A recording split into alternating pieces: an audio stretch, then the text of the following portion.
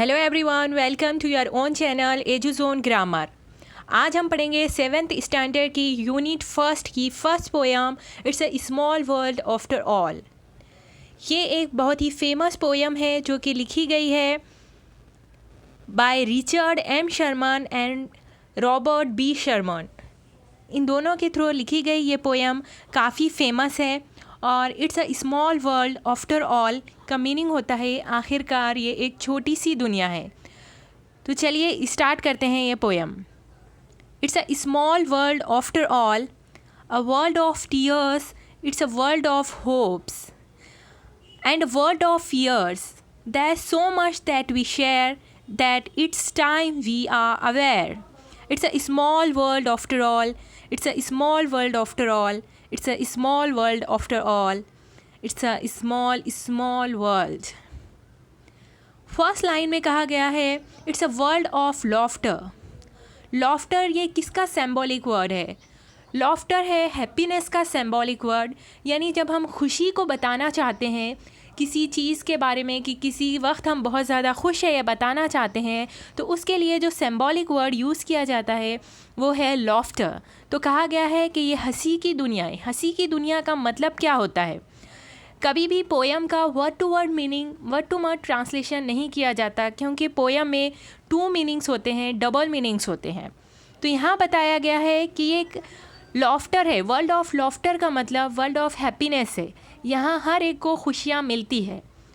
World of tears, जिस तरह laughter का सिंबॉलिक मीनिंग, लॉफ्टर हैप्पीनेस का सिंबॉलिक मीनिंग है, उसी तरह यहाँ पर टीयर्स का मतलब होगा सैडनेस। Tears means sadness. यहाँ बताया गया है कि यह इस दुनिया में सबको दुख मिलता है, सैडनेस मिलती है। It's a world of hopes. Hopes means उम्मीदें। यहाँ हर एक उम्मीदों पर ज़िंदा है। हर कोई इस उम्मीद पर ज़िंदा है कि उसके साथ कुछ अच्छा होगा, उसके हालात बदल जाएंगे और उसके साथ कुछ बेहतर होगा। सब इस उम्मीद पर है। And world of fears, fears कहते हैं डर को। तो यहाँ कहा गया है कि ये एक डर की दुनिया है। यहाँ हर कोई डरा हुआ है। पोइट बताना ये चाहता है कि इस वर्ल्ड में जो ज्योग्राफिकली तो बहुत ही बड़ा है, लेकिन कुछ इमोशंस ऐसे हैं जो all over the world same है। Just like a happiness. Happiness पूरे वर्ल्ड में सेम है। सैडनेस, होप्स, फियर्स ये पूरे वर्ल्ड में सेम होती है और सबके साथ होता है। That's so much that we share. इस दुनिया में बहुत कुछ ऐसा है जो हम एक दूसरे के साथ शेयर करते हैं।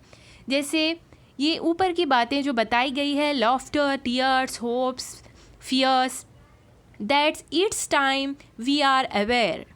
और अब टाइम आ गया है कि हम इससे वाकिफ़ हो जाएं। It's a small world after all. आखिरकार ये एक छोटी सी दुनिया है। मोबाइल ने इस दुनिया को छोटा कर दिया है। साथ ही साथ कुछ इमोशंस ऐसे हैं जो सेम होने की वजह से ये दुनिया छोटी सी लगती है। और वही लाइन फिर रिपीट की गई है बार बार। सेकेंड स्टैंजा में बताया गया है there is just one moon and one golden sun, and a smile means friendship to everyone. Though the mountains divide and the oceans are wide, it's a small world after all. पहले emotions same है ये बताया गया है। उसके बाद बताया जा रहा है कि यहाँ पर पूरे वर्ल्ड में पोएट ये बताना चाहता है, डिफ़ाइन करना चाहता है कि उसने ये लाइन क्यों यूज़ की, it's a small world after all. ये दुनिया छोटी है, ये ऐसा पोएट ने क्यों कहा, उसका एक्सप्लेनेशन देते हुए पोएट नीचे कह रहा है there is just one moon. ये दुनिया इसलिए छोटी है क्योंकि पूरी दुनिया में सिर्फ एक ही मून है। एंड वन गोल्डन सन, और सिर्फ एक ही गोल्डन सन है जो सबको रोशनी दे रहा है। एंड स्माइल मीन्स फ्रेंडशिप, और स्माइल का मतलब होता है फ्रेंडशिप टू एवरीवन। अगर आप किसी को देखकर स्माइल करते हैं तो उसका मतलब ये होता है कि आप उनसे फ्रेंडशिप करना चाहते हैं। और कुछ गेस्चर्स ऐसे होते हैं जो all over the world same होते हैं, जैसे स्माइल। स्माइल का मतलब हर जगह फ्रेंडशिप ही होता है। Though the mountains divide the oceans are wide. यहाँ बताया गया है कि हालांकि ये दुनिया में जो माउंटेन्स है वो एक एरिया को दूसरे एरिया से डिवाइड कर रहे हैं, अलग अलग कर रहे हैं, जुदा कर रहे हैं। It's a small world after all. लेकिन फिर भी ये दुनिया बहुत छोटी है। किस वजह से छोटी है? कुछ इमोशंस की वजह से छोटी है और कुछ चीज़ों की वजह से, जैसे मून, सन, ये एक एक ही है। और ये लाइन फिर बार बार यूज़ की गई है, it's a small world after all, it's a small world after all. दूसरा मीनिंग इस लाइन को बार बार यूज़ करने का ये भी हो सकता है कि हम किसी से एक बार मिलते हैं तो हम दोबारा भी उससे मिल जाते हैं। यानी ये दुनिया इतनी छोटी है कि हम किसी एक ही पर्सन से बार बार मिलते हैं, क्योंकि ये दुनिया काफ़ी छोटी है। अब यहाँ पर हम देखेंगे कि इस पोयम में it's a small world after all ये लाइन बहुत बार दोहराई गई है। चलिए हम देख लेते हैं कितनी बार दोहराई गई है।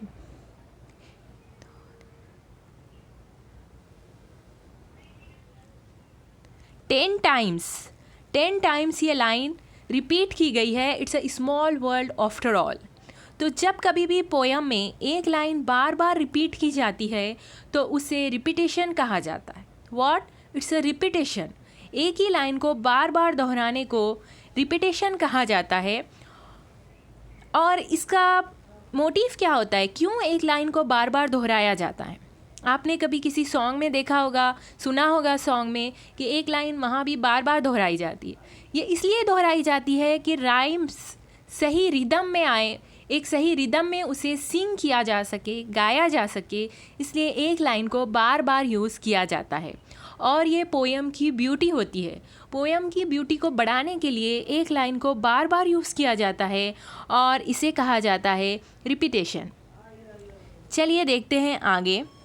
यहाँ पर कुछ राइमिंग वर्ड्स यूज़ किए गए हैं। कौन कौन से राइमिंग वर्ड्स से देखते हैं? टीयर्स राइम करता है वर्ड फियर्स के साथ। And share is rhyme with share, aware. Sun, one, divide, wide.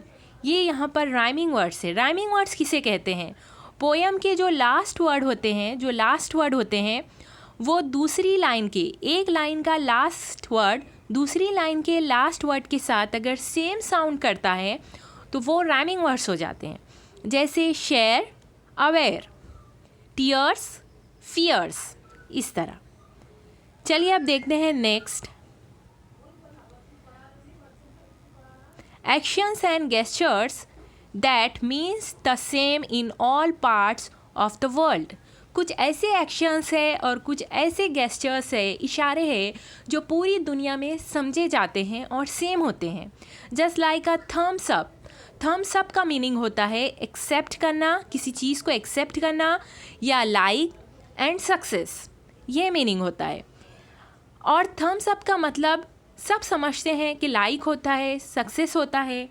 तो इसीलिए वीडियोस के नीचे लाइक का बटन होता है, क्योंकि वो बात सब समझ जाते हैं कि इसका मीनिंग लाइक है। उसके बाद हम देखेंगे हैंडशेक किया जाता है, यानी हाथ मिलाया जाता है। तो हाथ मिलाने का मतलब होता है एग्री टू समथिंग, किसी बात पे एग्री करना, उसके लिए हाथ मिलाने का ये गेस्चर है। बो यानी किसी के सामने थोड़ा सा झुक जाना, वो है साइन ऑफ रेस्पेक्ट के लिए यूज़ किया जाता है।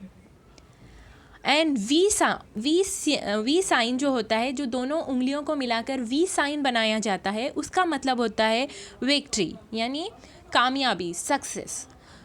तो इस तरीके से यहाँ पर यूज़ किया जाता है। सो आई होप कि आपको ये पोयम समझ में आ गई होगी। So thank you for watching.